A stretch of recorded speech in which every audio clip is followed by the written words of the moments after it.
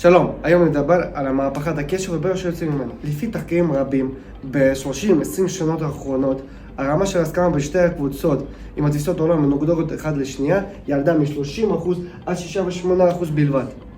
במקביל לכך, מאז שנוצרו הסמארטפונים הראשונים, הרמה של דיכאון וחרדות בחברה עלתה פי 2. ועל זה אנחנו נדבר היום.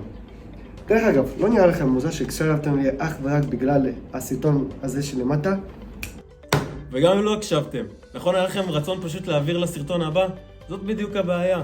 מה שלא תופס את התשומת לב שלנו בשלוש שניות הראשונות של הסרטון, אנחנו פשוט נרצה לדלג עליו.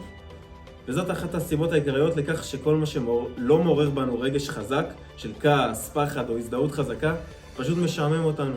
וזה יוצר מצב שבו כל התוכן שאנחנו צורכים במשך היום, מעורר בנו סערת רגשות רגעית, שוב ושוב ושוב, וזה משפיע עלינו ממש. תחשבו על זה. כמה פעמים יצא לכם לראות סרטון שפשוט מעורר בכם איזה רגש חזק ושואב אתכם לעולם שלו? אם זה סרטון פוליטי שמכעיס אתכם, סרטון שמנסה להלחיץ אתכם, שאם תמשיכו באורח חיים שלכם כמו שהוא עכשיו, תפגעו בבריאות שלכם באופן בלתי הפיך. או סרטון של אדם שמבטיח לכם חופש כלכלי וחיים של שפע, אם רק תקנה את הקורס שלו להתעשרות קלה ומהירה. ולרגע אחד קצר, אתה באמת מאמין לפנטזיה הזאת. ואם שאלתם את עצמכם, איך זה פוגע בנו ובקשב שלנו ביום יום?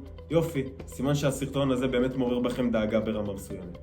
הדחף שלנו לצרוך תוכן פרובוקטיבי שמעורר בנו המון רגשות, פולש גם ליכולת שלנו להקשיב ולהתרכז ביום יום.